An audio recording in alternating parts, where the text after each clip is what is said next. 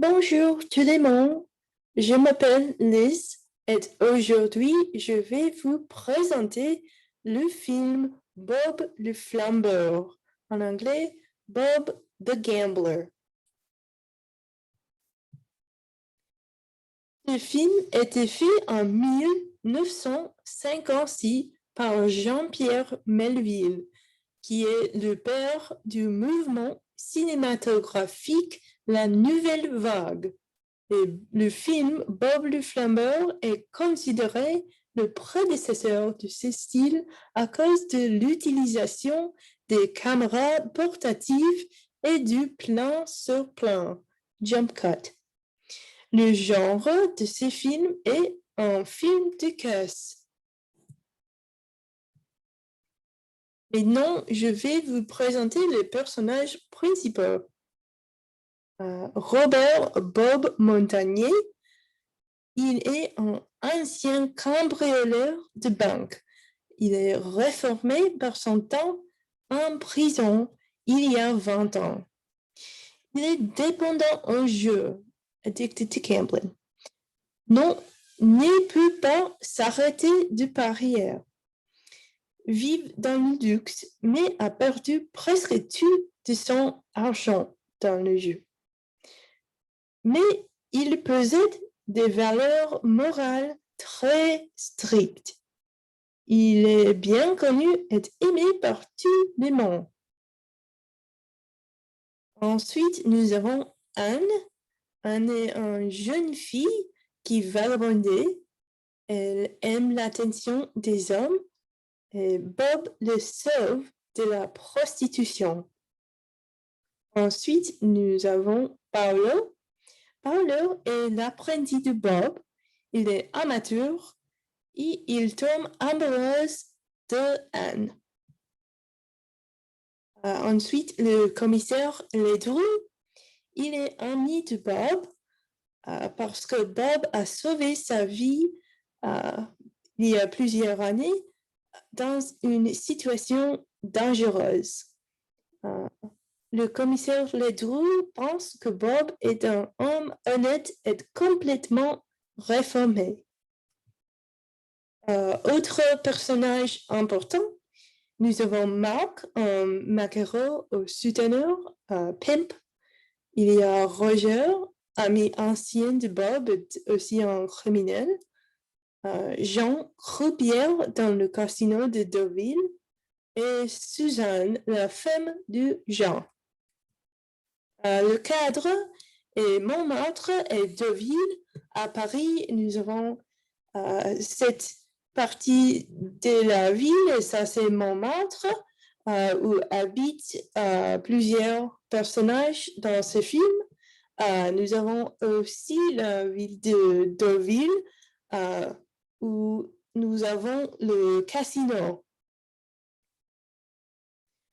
L'intrigue. Premièrement, Bob perd beaucoup d'argent dans un jeu, mais ne peut pas s'arrêter de parier, gamble.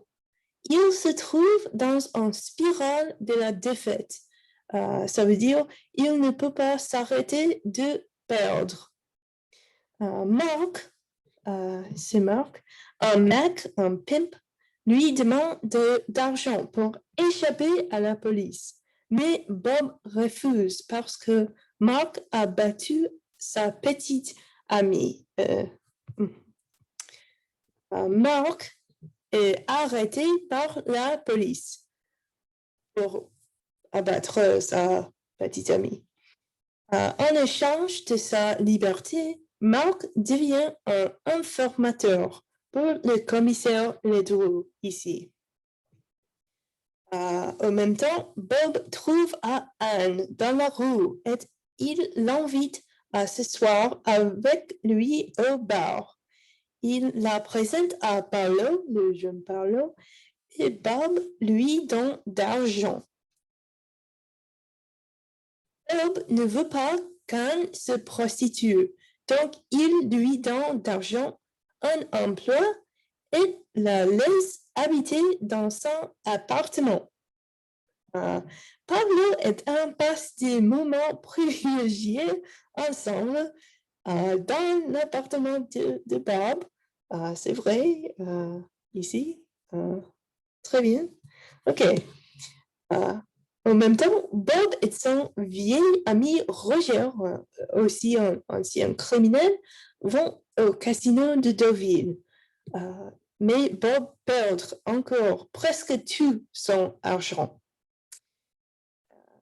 Roger part avec son vieil ami Jean, autre criminel réformé qui maintenant travaille au casino comme croupier.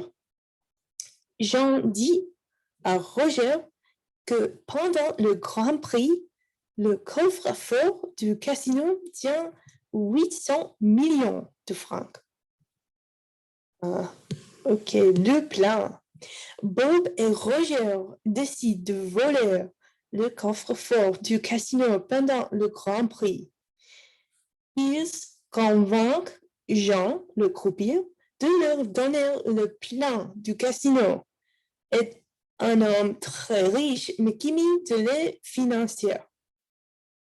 Avec un groupe des autres criminels, Bob présente le programme, son plan pour voler le casse-fort. Mais Paolo se vend du casse à Anne pour l'impressionner. Pour l'impressionner, Paolo dit à Anne le plan secret de Bob.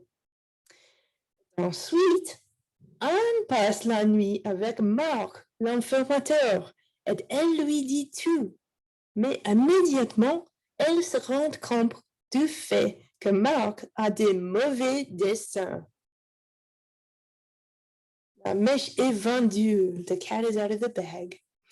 On cherche Bob et avoue. Bob est tellement en colère qu'il la frappe.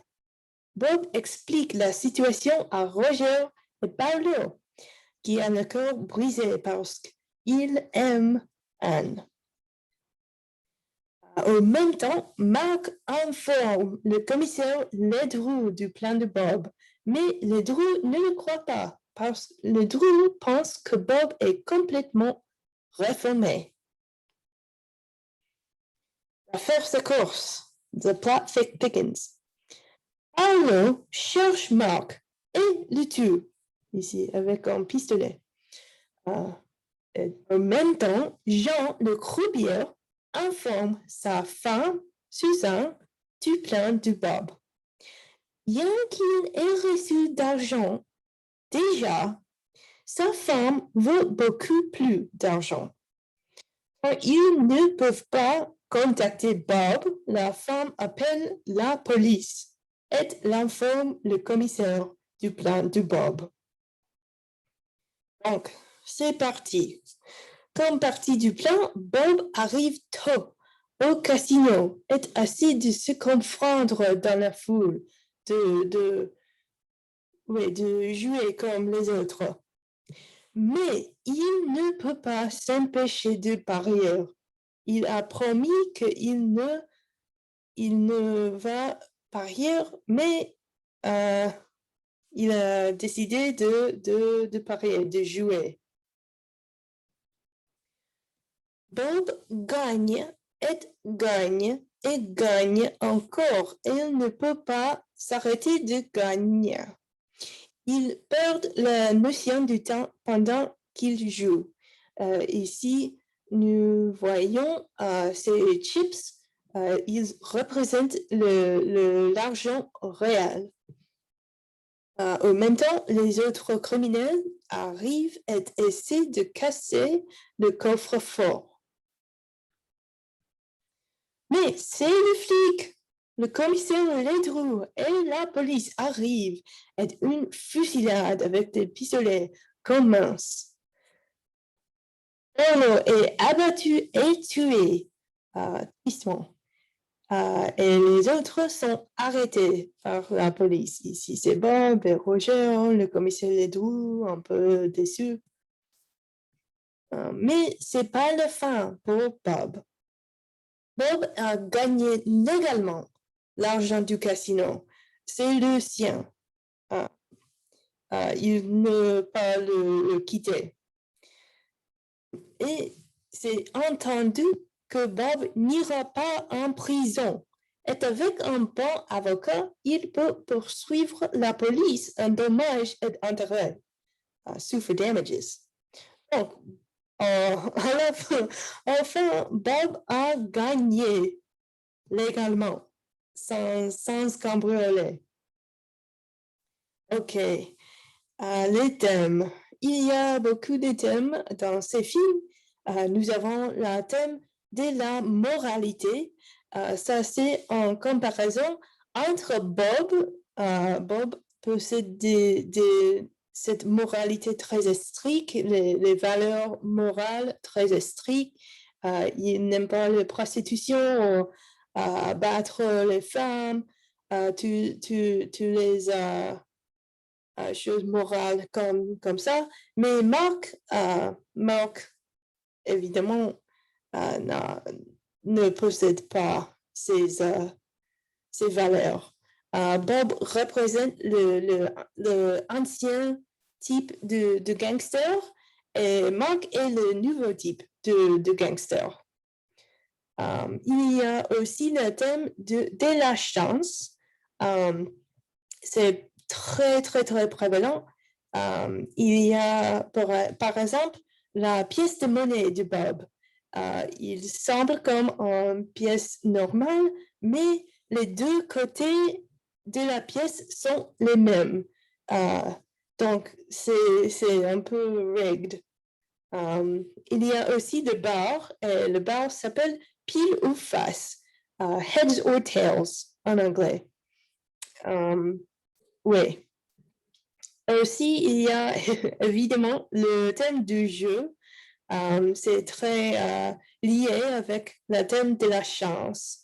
Le jeu, nous avons le casino, les cartes, le dé à jouer. C'est très, très, très prévalent.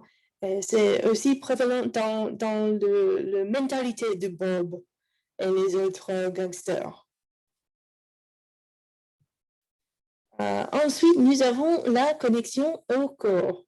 Ce que je vais commenter est qu'il y a beaucoup de similarités entre les gentlemen cambrioleurs et Bob, comme Arsène Lupin, du roman, et aussi Lupin en Netflix, je le recommande, mais il y a ce type d'hommes, ce type de criminels avec les valeurs morales comme Robin Dubois, Robin Hood.